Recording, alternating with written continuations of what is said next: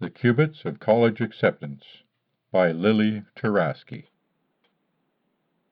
I laid the creamy white envelopes out on the table in a neat array. Fat envelopes, addressed to Ms. Eleanor Turaski. I generally go by Lily, so the use of my formal name was an indication of the importance of the contents of these envelopes. In fact, these envelopes contained the information necessary to determine the course of my future. What a frightening concept! People are frightened of artificial intelligence in the form of robots and computers, but these envelopes, mere paper, contained the power to alter my life unchangeably. College acceptance letters. You either welcome them or you fear them, or both.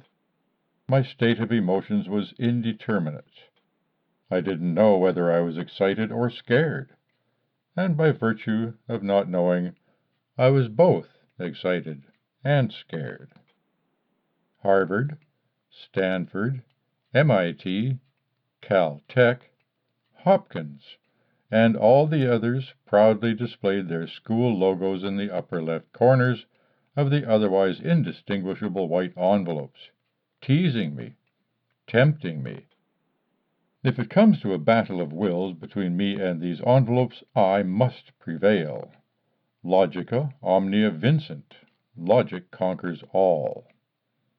The way to emerge victorious is to paint the envelopes into a logical corner, a black hole from which they have no escape. I do not know what answer is printed on the letters within the envelopes. There are only two possibilities, yes or no.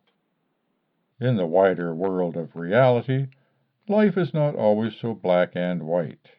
Often there is a gray region of indeterminacy. Yet for these letters, there are exactly two possibilities. The answer is either yes or no. At least, that is what the envelopes want me to think. In fact, there is a third answer, yes and no. Because I have not yet read the printed letters, the two options are inconceivably intertwined into a third state of superposition. Until I open the letters, oh, so slowly, and oh, so carefully, so as not to rip the edges, the answer is yes. But it is also no. But I will focus on the yes. As soon as I observe the state of my acceptance, the condition is fixed, and the seeming paradox resolves.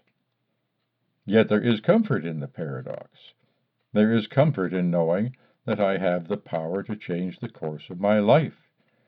It is not the envelopes that decide my fate. It is my choice to observe the envelopes that decides my fate. I have won the battle against the envelopes. I have been accepted into all 8 Ivy League schools. Of course, I have also been denied by all 8 Ivy League schools, but again I focus on the yes. Everything is possible. My dad comes home. He asks if any letters came for me today. I tell him that they have all arrived now, and he asks me what they said. I tell him I was accepted into all of them. He walks over, sees the row of unopened envelopes, and cocks an eyebrow. How do you know? He starts. Well, it's like Schrodinger's cat. I've had enough of that darn cat. Why can't it make up its mind already? The same reason I have decided I am going to major in undecided. We hear the sound of ripping paper. By the time we turn around, my mother is holding open a neatly creased letter, and the mangled envelope lies open on the table.